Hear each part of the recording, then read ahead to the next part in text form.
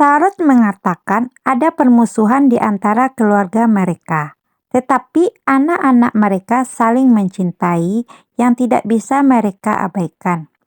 Kemudian Sarot memberikan kotak bingkisan kepada Sayuri. Sayuri mengucapkan terima kasih dan meminta berkah pada Sarot. Sarot meminta Sayuri untuk membuka kotaknya. Ternyata isinya beberapa koin emas dan kertas cek kosong. Sayuri kaget melihatnya. Lalu Sayuri bertanya pada Sarot apa semua ini. Pihu bertanya padanya apa yang ada di dalamnya. Dia menunjukkan kepada semua orang di sana bahwa Sarot telah memberinya beberapa koin dan cek. Sarot mengatakan bahwa dia telah memberi Sayuri emas yang jumlahnya sama dengan usianya dan cek kosong yang bisa dia buat sendiri jumlahnya yang dia inginkan untuk biaya hidupnya di masa depan.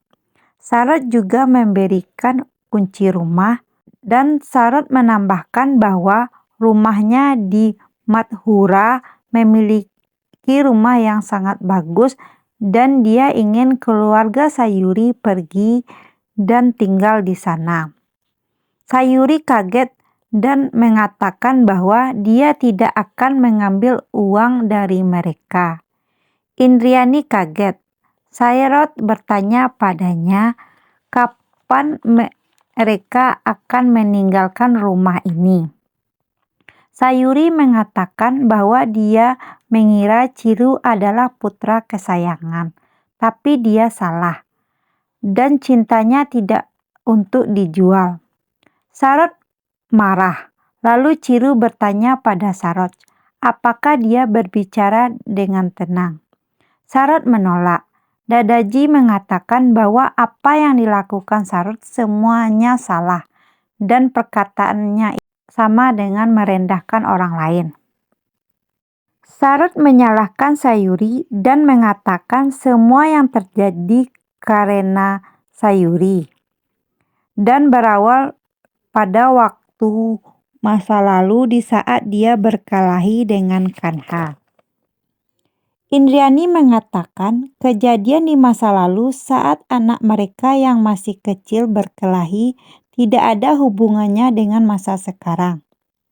Sarot mengingatkan saat cedera alis Kanha dan mengatakan bahwa Sayuri telah merusak mata Kanha.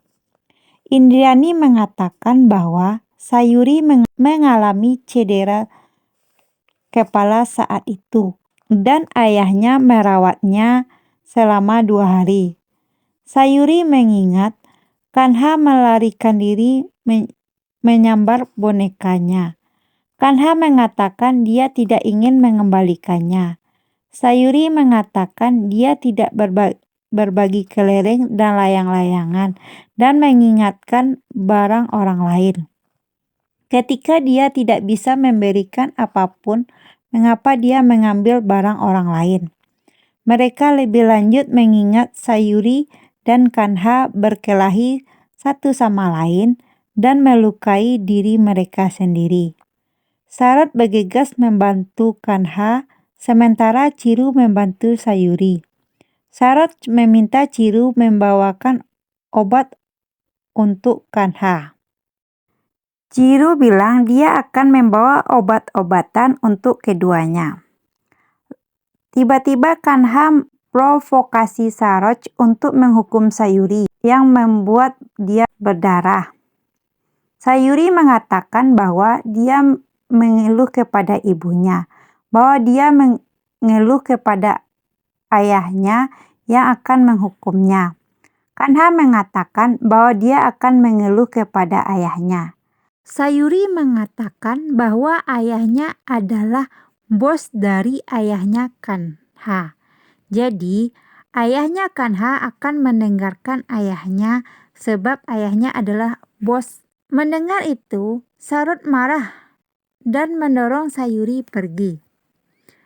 Lalu Balraj masuk dan bertanya apa yang terjadi.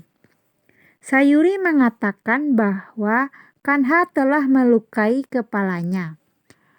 Balraj memintanya untuk tenang. Sarot terus saja berteriak. Balraj berdiri kaget mendengar teriakan Sarot. Kedua keluarga itu berkumpul. Balraj meminta Indrani membawakan es untuk mengompres cedera kepala Sayuri dan menenangkan cederanya. Sarot mengatakan dia akan tenang hanya jika Sayuri berdarah seperti yang dialami Kanha. Balraj kaget mendengar itu. Lalu Dandrath meminta Sarot untuk diam.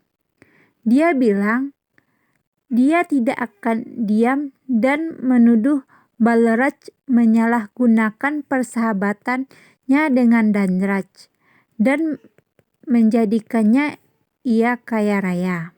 Balraj mengatakan dia tidak pernah menganggap temannya sebagai pelayannya. Dandrath mencoba menghentikan perkataan Sarot, tetapi semua itu sia-sia.